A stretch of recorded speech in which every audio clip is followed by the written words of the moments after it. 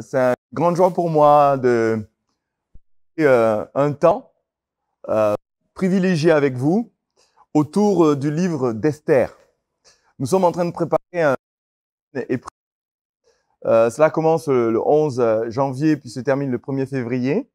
Alors, il s'agit là d'un jeûne de Daniel parce qu'on se prive de viande, d'alcool et de mets délicats.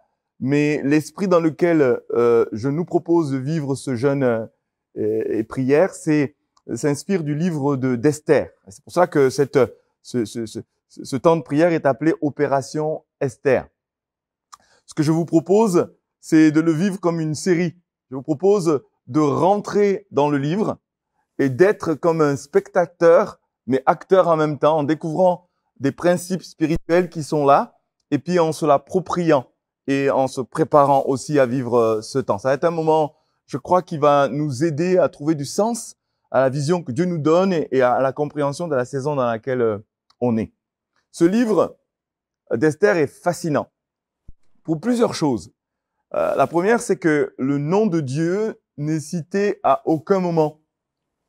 Et pour autant, le protagoniste principal, c'est Dieu lui-même. En fait, il est derrière la scène et c'est lui qui orchestre. Au travers de la méditation de ce livre, j'aimerais nous engager à comprendre que Dieu écrit l'histoire, bien au-delà de ce que nous percevons. Et il y a des moments particuliers où il orchestre tout. C'est le chef d'orchestre de l'histoire. Et à nous d'être attentifs dans cette histoire et puis de capter ce qu'il a à nous dire pour nous aujourd'hui. Alors, j'aime beaucoup ce livre parce que, en fait, le héros du livre, c'est pas un homme. Il s'agit d'une femme, effectivement. Et en plus de cela, c'est que il ne s'agit pas d'un leader religieux. Elle est, on pourrait dire, Madame Tout-le-Monde. Elle a une histoire. Et puis, Dieu orchestre les choses pour que elle arrive au devant de la scène. Et on va être attentif à comment que Dieu s'y prend et essayer de tirer le maximum pour nous. Dans ces questions, il y a comment Dieu peut opérer au milieu d'un contexte naturel. En fait, la vie se déroule, nos vies se déroulent et Dieu est à l'œuvre. Et l'enjeu, c'est de prendre conscience de cela. On va étudier les voies de Dieu au travers de ces 10 chapitres. On va analyser ces différents épisodes et trouver comme un rythme particulier, comprendre ces rythmes de Dieu, comprendre aussi la puissance de la prière et du jeûne dans des situations de défi. Alors, ça peut s'appliquer au niveau personnel, comme ça peut s'appliquer au niveau d'une église, au niveau d'une ville, au niveau d'une région, d'une nation. Il y a des moments particuliers où il y a des défis. Et la bonne réponse, c'est vraiment de se tourner vers Dieu pour le coup. Et ici, il s'agit d'un moment particulier de jeûne. Et je pense que c'est le jeûne le plus défiant qui est eu dans la Bible. Alors, l'autre chose dont on pourrait tirer aussi, qu'on pourrait tirer comme leçon ici, c'est comment que nos dons naturels peuvent être utilisés par Dieu. Comment que les choses simples de la vie peuvent contribuer à ce que Dieu est en train de planter comme décor, ou en tout cas, il est en train le scénario qu'il est en train de mettre en place. Quel que soit le don que Dieu vous a donné, Esther, il se trouve que le don naturel qu'elle avait, c'est qu'elle était juste magnifique. C'était une beauté. C'était un canon. Et Dieu s'en est servi. C'est extraordinaire comment que des choses qui pourraient paraître futiles peuvent être utilisées par Dieu. Et il se trouve que ce don lui a donné accès à une place d'autorité, à une place de puissance, d'influence. Alors, les questions qu'on pourrait se poser, c'est est-ce que j'utilise mes talents naturels pour Dieu? Est-ce que je prends conscience de ce que Dieu m'a donné? Parce que Dieu veut se servir d'absolument tout pour nous, pour se servir de nous en tant que personne. Il va utiliser ce qu'il nous a donné pour se servir de nous en tant que personne. Est-ce que, comme dans ce livre, j'ai un mentor? On va voir qu'une clé très importante dans ce livre, c'est qu'il y a un mentor. Il y a une personne qui est l'oncle d'Esther, et qui, depuis sa tendre enfance, l'adopte, s'investit en elle, jusqu'à ce qu'elle parvienne à la royauté. Et à ce moment-là, il continue son œuvre. Et on a tous besoin de mentors. Et la dernière question que je pourrais nous poser avant de planter le décor, c'est est-ce que je comprends pourquoi Dieu m'a appelé à son royaume? On verra le verset pivot de ce livre.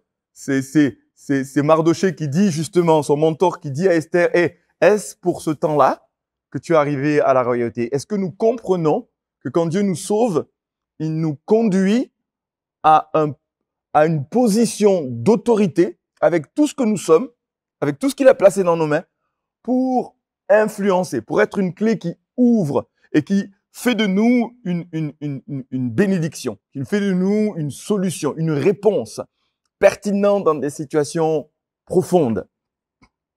Alors, on y est parvenu. Maintenant, ils disent cela à Esther. Et ma question, c'est, est-ce que nous avons conscience du maintenant de Dieu? Tu es arrivé, tu t'es converti, tu t'es donné à Dieu, c'est maintenant. Tu t'es converti cette année ou il y a quelques années, mais il y a un timing, il y a un momentum, il y a un kairos de Dieu, ce que la Bible dit, il y a un temps marqué. Eh bien, nous sommes dans des temps marqués. Ce janvier 2021, pour moi, est un temps marqué. La saison dans laquelle nous sommes en train que nous traversons est un temps marqué. Il y a 1 an, il y a 2 ans, enfin, on y pense, personne ne pense à cela, mais derrière la scène, Dieu est à l'œuvre. Et si tu es parvenu à la royauté, si tu t'es tourné vers Dieu, si tu l'as découvert, si tu es né de nouveau, ça renvoie à Jean 3, dans l'évangile, Jésus parle à Nicodème, il lui dit, si tu veux voir le royaume de Dieu, il te faut naître de nouveau. Quand on est de nouveau, on parvient à la royauté. Et cette royauté nous donne une position. Et c'est pas que pour nous, et on va le voir dans ce livre, c'est pour les autres. Et c'est un moment marqué, un temps particulier. Alors le contexte de ce livre est le suivant. Nous sommes 5 siècles avant Jésus-Christ. Et le roi Assuérus, ici, est le petit-fils de Cyrus. Cyrus dans la Bible, c'est celui qui a décrété le retour du peuple d'Israël de la captivité.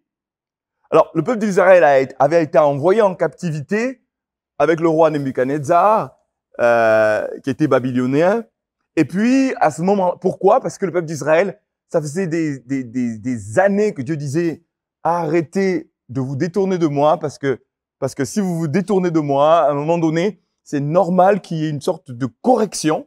Et la correction que Dieu avait décrétée, c'est que finalement, il soit déporté. C'est-à-dire le pays soit envahi et qu'il y ait des captifs qui soient amenés en déportation à Babylone. Donc, c'était Nebuchadnezzar au départ.